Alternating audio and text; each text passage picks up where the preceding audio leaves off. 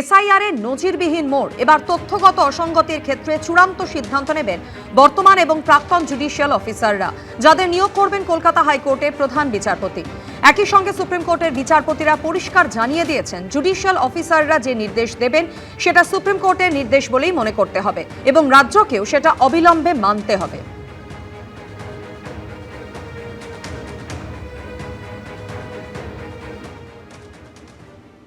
এটা নজিরবিহীন, ভারতবর্ষের ইতিহাসে এটা আগে হয়নি। একটা জিনিস হয়ে গেল, সেটা হচ্ছে বিচার ব্যবস্থার উপরে চাপ কিন্তু অত্যাধিক বেড়ে গেল। এই জায়গাটা মাথায় রাখতে হবে। কিন্তু যেটা ইতিবাচক দিক সেটা হচ্ছে যে এই সংঘাতটা মনে হয় যে সুপ্রিম কোর্ট একটি পথ বার করতে পারলো, এই সংঘাত শেষ হলো এবং নির্বাচন প্রক্রিয়াটা নির্ঘণ্ট অনুযায়ী সম্ভবত নির্বাচন কমিশন শেষ করতে পারবে। গতকাল সুপ্রিম কোর্টের প্রধান বিচারপতি সূর্যকান্ত, বিচারপতি জয়মাল্য বাগচি এবং বিচারপতি বিপুল এম পাঞ্চলির বেঞ্চ কলকাতা হাইকোর্টের প্রধান বিচারপতিকে জানিয়েছে, জেলা জজ বা অতিরিক্ত জেলা জজ পদমর্যাদার এমন কিছু বর্তমান ও অবসরপ্রাপ্ত জুডিশিয়াল অফিসার দিন যাদের সততা প্রশ্নাতীত। লজিক্যাল ডিসক্রিপেন্সির অধীনে যে দাবি বা অভিযোগ রয়ে গেছে তাঁরা তা খতিয়ে দেখবেন। এই বর্তমান ও প্রাক্তন জুডিশিয়াল অফিসারদের সাহায্য করবে নির্বাচন কমিশন নিযুক্ত মাইক্রো অবজারভার এবং রাজ্য সরকার নিযুক্ত অফিসাররা, যাদের ইতিমধ্যে এ ধরনের কাজের জন্য নিয়োগ করা হয়েছে।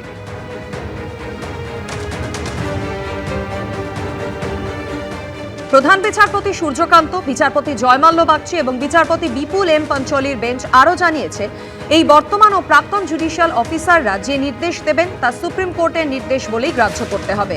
গোটা প্রক্রিয়া যাতে নির্দিষ্ট সময়ের মধ্যে শেষ করা যায় তা নিশ্চিত করতে রাজ্য সরকার এবং জেলা প্রশাসন বাধ্য।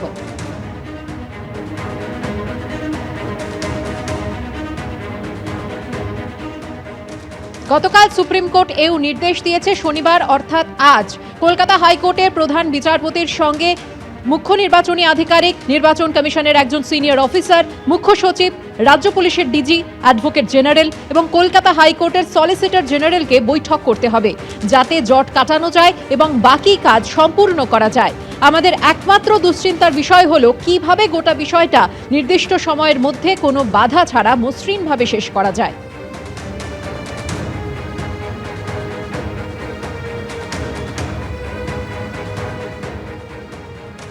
আর এই নির্দেশের ফলে ইতিহাস তৈরি হলো, দাবি তৃণমূল সাংসদ ও মমতা বন্দ্যোপাধ্যায়ের আইনজীবী কল্যাণ বন্দ্যোপাধ্যায়ের। যে ইতিহাসটা তৈরি হলো, যে এতদিন ধরে ইয়াররা ডিসিশন নেওয়ার পরেও রোল অবজারভাররা, যেগুলো দিদি রোল অবজারভার বা স্পেশাল অবজারভার, তারা পাক করে রেখে দিয়েছিল এবং তারা সন্দেহ হেন তেন করে এই প্রায় 7.5 লক্ষ লোকের নাম বাদ দেওয়ার চেষ্টা করেছিল।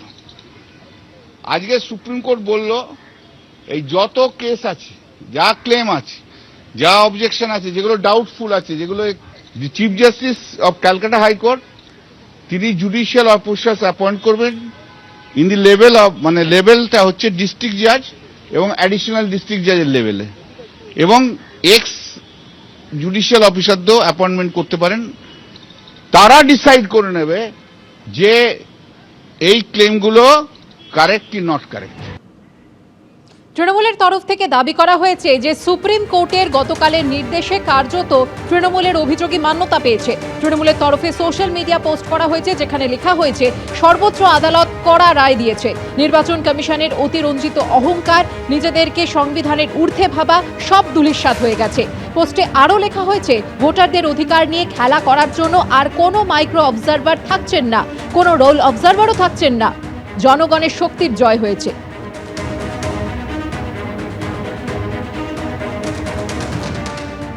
পাল্টা বিরোধীদের দাবি, সুপ্রিম কোর্টের রায় রাজ্য সরকারের জন্য ধাক্কা।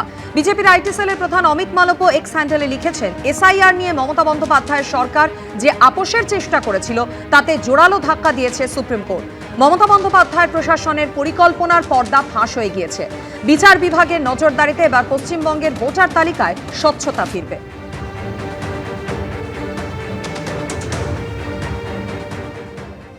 হস্তক্ষেপ করে বলতে হচ্ছে যে পশ্চিমবঙ্গের বিচার ব্যবস্থাকে ইনভলভ করার, এটা একটা রাজ্যের জন্য লজ্জার। তো পশ্চিমবঙ্গের বিচার ব্যবস্থার মাধ্যমে কি হবে না হবে সেটাও কিন্তু আমরা দেখবো আগামী দিনে। গতকাল সুপ্রিম কোর্টের প্রধান বিচারপতি সূর্যকান্ত তিনি হতাশা প্রকাশ করে মন্তব্য করেছেন যে আশা করেছিলাম রাজ্য সরকার সহযোগিতা করবে, আমরা আশাহত। গতকাল এসআইআর মামলার শুনানিতে অফিসার দেওয়া নিয়ে সংঘাতের প্রসঙ্গ টেনে রাজ্য সরকারের ভূমিকায় এই মন্তব্যই করেছেন তিনি। গতকাল শুনানির সময় প্রধান বিচারপতি জানতে চান গ্রুপ বি অফিসারদের কি অবস্থা। উত্তরে মমতা বন্দ্যোপাধ্যায়ের আইনজীবী বলেন, রাজ্য সরকার 8,500 গ্রুপ বি অফিসার দিয়েছে। প্রধান বিচারপতি ফের জানতে চান আধিকারিক বদল নিয়ে যে নির্দেশ দেওয়া হয়েছিল তার কি অবস্থা। তখন নির্বাচন কমিশনের আইনজীবী আদালতে জানান তারা কিছু আধিকারিক বদল করতে চেয়েছিলেন, রাজ্য সরকার জানিয়েছে যে তারা বিচার করে দেখছে। এরপরই প্রধান বিচারপতি বলেন, আমরা আশা করেছিলাম যে রাজ্য সরকার সহযোগিতা করবে, আমরা আশাহত।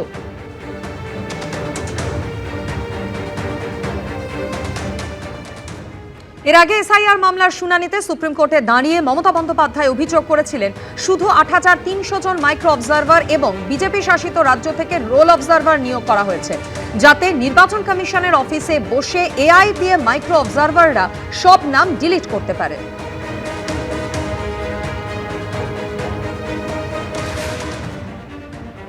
মুখ্যমন্ত্রী মমতা বন্দ্যোপাধ্যায়ের অভিযোগের পাল্টা সুপ্রিম কোর্টে দাঁড়িয়ে নির্বাচন কমিশনের আইনজীবী রাকেশ দ্বিবেদী তিনি বলেন যে দোষটা রাজ্য সরকারেরই, তারা আমাদের ইআরওর জন্য ক্লাস 2 অফিসার দেয়নি, সেই কারণেই মাইক্রো অবজারভারদের আইন মেনে নিয়োগ করা হয়েছে।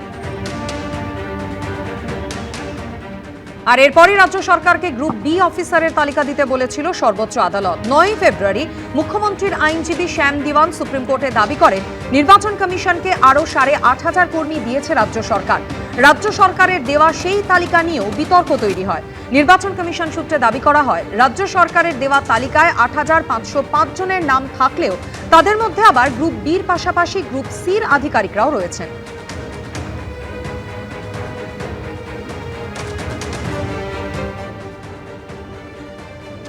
গতকাল সুপ্রিম কোর্টের শুনানিতে নির্বাচন কমিশনের আইনজীবী রাকেশ দ্বিবেদী আরও বলেন যে আমরা এসডিও এসডিএম পদমর্যাদার অফিসার চেয়েছিলাম, কারণ তাদের নথি যাচাই করে দাবি এবং আপত্তির বিষয়ে সিদ্ধান্ত নিতে হবে। রাজ্য সরকারের আইনজীবী তখন বলেন ভারতের সব রাজ্যে সমসংখ্যক এসডিও নেই, পশ্চিমবঙ্গে মাত্র 69 জন এসডিও রয়েছেন। সেই কথা শুনে প্রধান বিচারপতি বলেন আপনারা যদি পর্যাপ্ত অফিসার না দিতে পারেন তাহলে কমিশনকে জানিয়ে দিন, তারা নিজেদের পছন্দ মতো অফিসার নিয়োগ করবে। এই পরিস্থিতিতে দুটি বিকল্প ব্যবস্থার কথাও বলতে শোনা যায় প্রধান বিচারপতিকে। প্রথম, রাজ্যের বিচার বিভাগকে সক্রিয় করা এবং দ্বিতীয়, বাইরের রাজ্য থেকে আইএস আইপিএস নিয়ে আসা। আর এ নিয়ে শুরু হয়ে গিয়েছে রাজনৈতিক চর্চা। আমরা পার্টির তরফ থেকে বারবার বলেছি একজন বৈধ ভোটারের নাম বাদ দেওয়া যাবে না, বিজেপির হয়ে কাজ করা যাবে না। বিজেপি নির্দেশিত আজ সকালে শুভেন্দু অধিকারী যেটা বলবে সেইটা বিকেলে নির্বাচন কমিশনের মুখ থেকে শুনতে পাবো কিংবা নির্দেশে দেখতে পাবো, এটা তো চলতে পারে না। এবং নির্বাচন কমিশন তাই করেছে। এখানকার পশ্চিমবঙ্গ সরকার তারা তাদের অফিসারদের মাধ্যমে কি করছে তারও তদন্ত হওয়া দরকার। এইআরও বিডিও ডিও সব তাদের অফিসার, তারা কার নির্দেশে এই জটিল বিষয়টাকে আরো জটিলতর এবং জটিলতম করছে, এটা কিন্তু আমাদের জানা দরকার। আমার শঙ্কা রাজ্য সরকারের পক্ষ থেকেও এই এসআর প্রক্রিয়াকে জটিল থেকে জটিলতর, জটিলতর থেকে জটিলতম করে দেওয়া হচ্ছে। কারণ একটাই, এসআইআর এর নামে আরেকটা বিভাজন করা হোক। প্রথম দিন থেকে অসহযোগিতা, ডেটা এন্ট্রি অপারেটর, সামান্য ডেটা এন্ট্রি অপারেটর চাওয়া হয়েছিল, সেটা সহযোগিতা করেনি। আজকে এই সরকার এবং মমতা ব্যানার্জি সরকারের বা পার্টি থেকে কতটা সহযোগিতা ইলেকশন কমিশনকে করা হয়েছে এসআইআর এর জন্য, এটা আমরা সবাই জানি। গতকাল সুপ্রিম কোর্টের শুনানিতে উঠে আসে ভিন রাজ্যের এসআইআর প্রসঙ্গ। কমিশনের আইনজীবী বলেন তামিলনাড়ু এবং কেরলের মতো রাজ্যে আমরা এই ধরনের সমস্যার মুখোমুখি হইনি। প্রধান বিচারপতিও বলেন বিহারেও তো এসআইআর হয়েছে, সেখান থেকে একটি মাত্র অভিযোগ এসেছে কেন?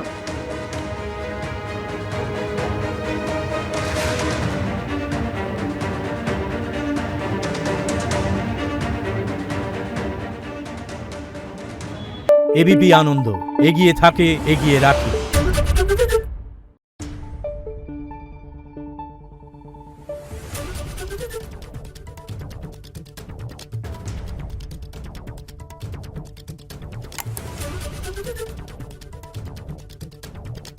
Thank you.